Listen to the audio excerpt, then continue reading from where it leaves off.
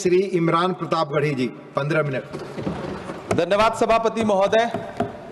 कभी सुदामा पांडे धूमिल जी ने कहा था कि एक आदमी रोटी बेलता है, एक आदमी रोटी खाता है, एक तीसरा आदमी भी है जो न रोटी बेलता है न रोटी खाता है, वो सिर्फ रोटी से खेलता है। वो तीसरा आदमी कौन है? मेरे देश की संसद मौन है। सभापति महोदय, वो भी क्या दिन थे जब संसद में देश का बजट पेश होता था तो देश की सड़कें ठहर जाया करती थीं। रेल बजट पेश होता था तो लोगों की उम्मीदें रेल के डिब्बों की तरह पटरियों पर दौड़ने लगती थीं।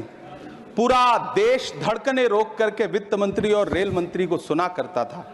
अफसोस, अब बजट पेश हो जाता है, मीडिया चैनल सरकार का महिमा मंडन करते हैं और बेचारी जनता बजट के आंकड़ों के शब्द जाल में उलझी हुई महीनों बाद समझ पाती है कि उसका तो फिर से कट गया। सभापति महोदय, पिछले 2 साल अमृतकालीन बजट पेश किए गए और इस बार एक नई शब्दावली गढ़ी गई है, तुष्टीकरण बनाम संतुष्टीकरण का बजट। सभापति महोदय, सुनने में कितना अलंकारिक लगता है ये शब्द। सोच रहा हूं देश की वित्त मंत्री और प्रधानमंत्री जी से पूछूं कि आखिर किसकी संतुष्टि? जिस बजट में मनरेगा के लिए 1 रुपए की बढ़ोतरी ना हो, वही पुराना 86,000 करोड़, जबकि पहले ही 9,754 करोड़ का घाटा हो, जिस मनरेगा से करोड़ों मजदूरों के घर में चूल्हा जलता हो, उस मनरेगा में काम करने वाले गरीब मजदूरों के लिए अगर आपके खजाने से 1 रुपया भी इजाफी नहीं निकल सका तो भला कौन संतुष्ट हुआ साहब? इस देश का गरीब मजदूर या आपके उद्योगपति दोस्त? वो जो महाराष्ट्र में लोकसभा और विधानसभा के बीच में 40 लाख मतदाता बढ़ाए गए थे, अरे उन्हीं के लिए मनरेगा का थोड़ा सा बजट बढ़ा देते। क्या उसमें मनरेगा का एक भी मजदूर नहीं था 40 लाख लोगों में? सारे के सारे 12 लाख की छूट वाले से आगे के लोग थे। सभापति महोदय, कल जब वित्त मंत्री जी देश की संसद में भाषण दे रही थी तो वहां मुंबई में कोई गरीब इंसान जब अपनी जेब टटोल करके अपनी मोटरसाइकिल में 1 लीटर पेट्रोल भरवा रहा था तो उस पेट्रोल की कीमत थी 103 रुपया प्रति लीटर। आखिर इतना महंगा पेट्रोल डीजल खरीद के कौन संतुष्ट हो रहा है? इस देश के गरीब लोग या फिर सरकार के चहेते धन्ना सेठ? सभापति महोदय, वित्त मंत्री जी इस बजट को मध्यम वर्ग को संतुष्ट करने वाला बजट बता रही हैं। अरे मैडम, हम आप यहां पर बैठे रहते हैं और वहां बाहर इसी दिल्ली में 1 लीटर दूध, चाहे वो अमूल का हो या फिर मदर डेयरी का हो, उसकी कीमत 73 रुपए लीटर है। इतना महंगा बेच करके कौन संतुष्ट हो रहा है? गरीब जनता या आपके धन्ना सेठ दोस्त? सभापति महोदय, इस सरकार का बाजार और महंगाई पर कोई नियंत्रण नहीं रह गया है। चाहे देश में लहसुन 400 रुपए किलो बिक जाए, टमाटर 100 रुपए किलो बिक जाए, प्याज का दाम सुनकर आंखों में आंसू आ जाए, लेकिन वित्त मंत्री महोदया बजट में महंगाई का मां भी नहीं बोलती हैं। बच्चों की किताब और पेंसिल तक पर टैक्स लगाने वाले सरकार से मैं पूछना चाहता हूं कि आप मध्यम वर्ग का हितैषी बताते हैं, खुद को तो शर्म नहीं आती है? खुद को धार्मिक कहने वाली सरकार भगवान श्री कृष्ण के प्रिय खाद्य पदार्थों दही और मक्खन तक पर जीएसटी लगाती है और बात करती है मध्यम वर्ग की हिमायती होने की। जिंदा रहते हुए जनता से हर चीज पर टैक्स वसूलने वाली यह सरकार कम से कम मरने पर तो लोगों को बख्श देती, लेकिन नहीं, वहां भी लूटना है। अंतिम संस्कार के सामान, अगरबत्ती, धूप बत्ती, केवड़ा जल, चंदन पाउडर, जौ, बताशा, काला तिल, पंचरत्न, कपूर और कफन तक पर टैक्स लेने वाली यह सरकार किस मुंह से खुद को मध्यम वर्ग का हितैषी बताती है? कौन सी संतुष्टि? किसकी संतुष्टि? कदम कदम पर टैक्स देकर लूटने वाली जनता की या फिर जनता से टैक्स वसूल करके धन्ना सेठों का खजाना भरने वाली सरकार की? किसकी संतुष्टि? सभापति महोदय, 18 अगस्त 2015 आरा का बिहार का ऐतिहासिक मैदान, सजा हुआ मंच, हजारों की भीड़ और सामने खड़े हुए देश के प्रधानमंत्री का भाषण। बिहार के भाइयों बहनों, आज मैं बिहार के लिए पैकेज की घोषणा कर रहा हूं। 50,000 करोड़ कर दूं कि ज्यादा कर दूं? अखिलेश भाई, 60,000 करोड़ कर दूं कि ज्यादा कर दूं? 70,000 करोड़ कर दूं कि ज्यादा कर दूं? 80,000 करोड़ कर दूं कि ज्यादा कर दूं? चलो, मैं बिहार को 1.25 लाख करोड़ का पैकेज दे रहा हूं। 10 साल हो गए सभापति महोदय, वही ढाक के 3 पात, बिहार आज भी विकास की बाट जो रहा है। भाषण आज भी प्रधानमंत्री जी के यूट्यूब चैनल पर सुना जा सकता है। जो झूठ बोल के करता है मुतमईन सबको, वो झूठ बोल के खुद मुतमईन नहीं होता। सभापति महोदय, ये तो राहुल जी का असर है। कौन सा शब्द सर, कौन सा शब्द? झूठ। ठीक है सर, मिथ्या बोल करके, जो मिथ्या बोल के करता है मुतमईन सबको, वो मिथ्या बोल के खुद मुतमईन नहीं होता। ये राहुल जी का असर है। जो मखाना बोर्ड की घोषणा हुई, अखिलेश जी आपको याद होगा, भारत जोड़ो न्याय यात्रा में 30 जनवरी 2024 को बिहार के रंगभूमि मैदान में राहुल गांधी जी का पूर्णिया में भाषण था और उसमें मखाना को लेकर उन्होंने आवाज उठाई थी। ये उनका असर है कि आपको मखाना बोर्ड बनाना पड़ा, वरना तो आप मैखाना बोर्ड बनाने वाले लोग हैं। सभापति महोदय, बिहार को झूठे पैकेज और चुनावी दिलासे देना बंद करिए।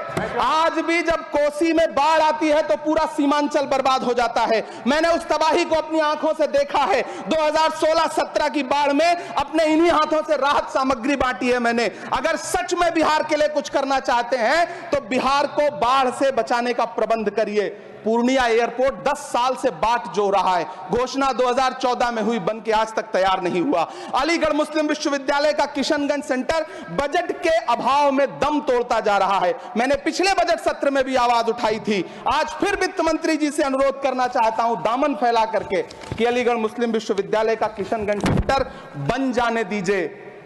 आखिर कौन सी नफरत है? ये मुल्क हमारा भी है। इस मुल्क की मिट्टी में हमारा भी खून पसीना शामिल है। हमसे इतनी भी क्या नफरत? रिश्तों की ये नाजुक डोरें तोड़ी थोड़ी जाती हैं। अपनी आंखें दुखती हो तो फोड़ी थोड़ी जाती हैं। सभापति महोदय, अल्पसंख्यक मंत्रालय का बजट काटकर मौलाना आजाद नेशनल फेलोशिप बंद कर देना, प्री मैट्रिक स्कॉलरशिप बंद कर देना, नई मंजिल योजना बंद करना, धरोहर योजना बंद करना। 2024-25 के बजट में माइनॉरिटी मिनिस्ट्री के लिए 3183 करोड़ रुपए की घोषणा हुई, लेकिन देश को हैरत होगी कि बाद में समीक्षा करके लगभग आधा कर दिया गया, 1868 करोड़ रुपए। मुझे सरकार से पूछना है कि कौन संतुष्ट हुआ? इस देश का अल्पसंख्यक संतुष्ट हुआ या आप संतुष्ट हुए? किसका संतुष्टीकरण?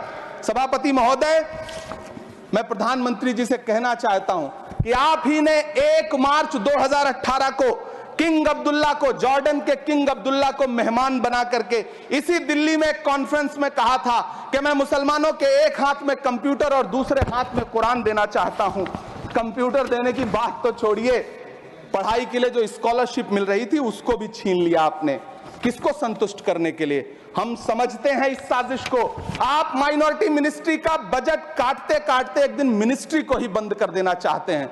वो जहर देता तो सबकी नजर में आ जाता, सो ये किया कि हमें वक्त पर दवाएं न दी।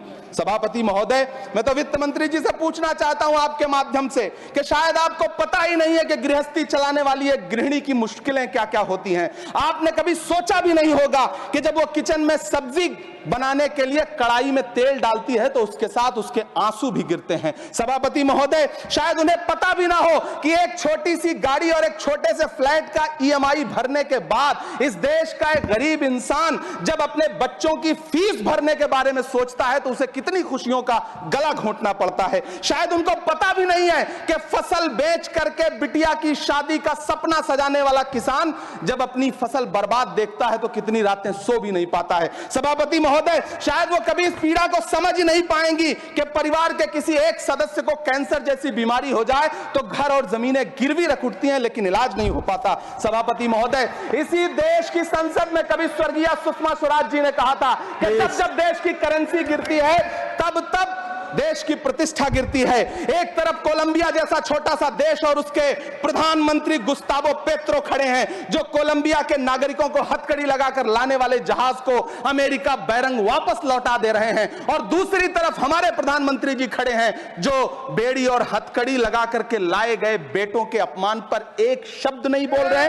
सभापति महोदय, मैं इतिहास के पन्ने पलट रहा हूं, मुझे 2 किरदार याद आ रहे हैं। एक तरफ निक्सन के 7वें बेड़े की धमकियों के सामने लोहे की तरह अडिग इंदिरा गांधी खड़ी हैं, तो दूसरी तरफ खुद ही नमस्ते ट्रंप का नारा लगाते हुए प्रधानमंत्री जी खड़े हैं। मेरे कानों में सुषमा स्वराज जी की आवाज गूंज रही है। बहुत कम बोलने वाले डॉक्टर मनमोहन सिंह ने बहुत ज्यादा बोलने वाले प्रधानमंत्री जी को जब देश की बागडोर सौंपी थी तो $1 58 का था। आज 85 से 87 के बीच में झूल रहा है।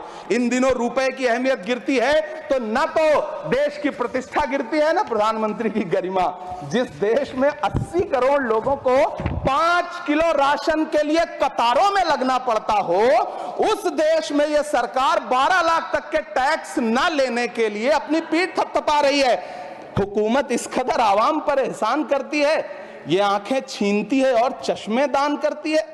सभापति महोदय, महाराष्ट्र का भिवंडी हो, मालेगांव हो, इचल करंजी हो, यूपी का बनारस हो, मुआयमा हो, मुबारकपुर हो, रांची का छोटा नागपुर हो, बिहार का भागलपुर हो, हर जगह बुनकरों की उम्मीदें तोड़ रही हैं, लेकिन इस सरकार के पास उनके लिए कुछ भी नहीं है। मुरादाबाद का पीतल उद्योग, कानपुर का चमड़ा उद्योग, सहारनपुर का लकड़ी उद्योग, फिरोजाबाद का चूड़ी उद्योग, अलीगढ़ का ताला उद्योग, सब सरकारी प्लानिंग से तबाह हो रहे हैं।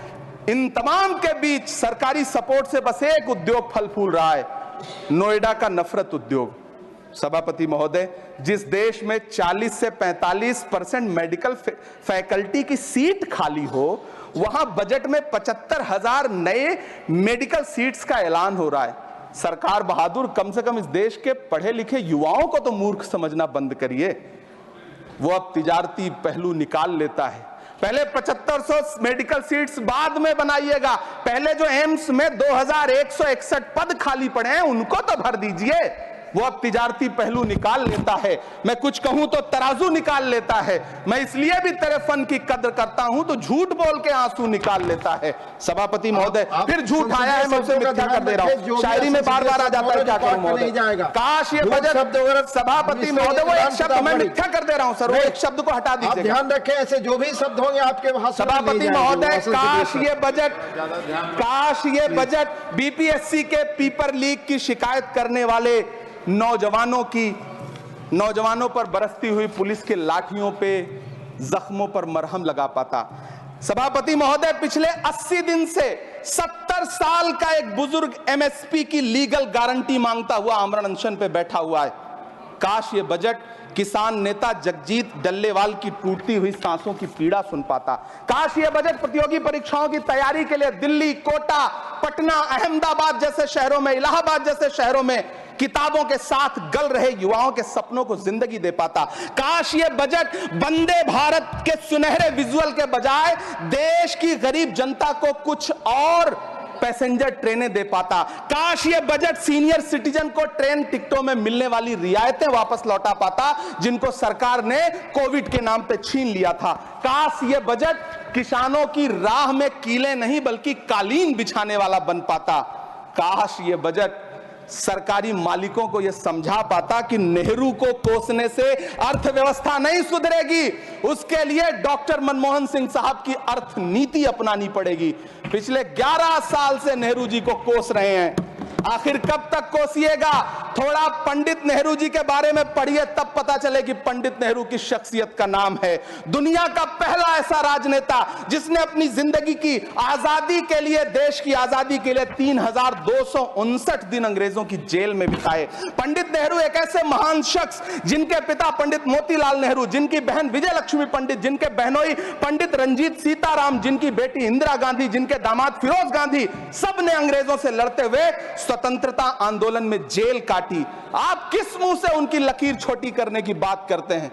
नहीं कर पाइएगा, 7 जन्मों में नहीं कर पाइएगा, क्योंकि जिस्म की मौत कोई मौत नहीं होती है। जिस्म मिट जाने से इंसान नहीं मर जाते, धड़कने रुकने से अरमान नहीं मर जाते, सांसें थम जाने से ऐलान नहीं मर जाते। जिस्म की मौत कोई मौत नहीं होती है। सभापति महोदय, मैं आपके सामने खड़ा होकर के एक बहुत छोटी सी कहानी सुनाना चाहता हूं कि महान बादशाह सिकंदर ने जब यूनान फतेह किया तो जीत का जश्न मनाने के लिए शहर की सड़कों पर निकला। तो उसने देखा कि पूरा शहर तो जश्न मना रहा है, एक फकीर सड़क के किनारे चादर तान के सो रहा है। सिकंदर को गुस्सा आया, घोड़े से उतरा, उस फकीर के पास गया और उसे सोता देख करके उसे जोर की एक लात मारी और लात मार के कहा कि क्यों रे फकीर, मैंने यूनान फतेह कर लिया, लोग जश्न मना रहे हैं और तू सो रहा है। उस फकीर ने उन्नीदी आंखों से सिकंदर को देखा और देख करके कहा कि शहर जीतना बादशाहों का काम है, लेकिन लात मारना तो गधे का काम है। सभापति महोदय, गरीब जनता को लात मारना बंद करिए। यह अमीरों के लिए बनाया गया बजट है, यह निराशाजनक बजट है। हम अमृतकाल सुनते आ रहे थे, यह अमृतकाल इतनी जल्दी समाप्त हो गया कि अब अमृत काल का कोई नाम तक नहीं लेना चाहता है। इसलिए मैं इस सदन में खड़ा होकर के देश की वित्त मंत्री महोदया से कहना चाहता हूं कि आपने अल्पसंख्यकों के बजट में जो कटौती की है उसको बहाल करिए। आपने मनरेगा को जो स्थिर रखा है उसका घाटा 9,754 करोड़ है, कम से कम उतना बढ़ा करके फिर से उसे बहाल करिए। नौजवानों के लिए रोजगार दीजिए, किसानों को एमएसपी की लीगल गारंटी दीजिए। यही मैं आपसे अपील कर रहा हूं। धन्यवाद सर, आपने इतना जो समय दिया उसके लिए शुक्रिया।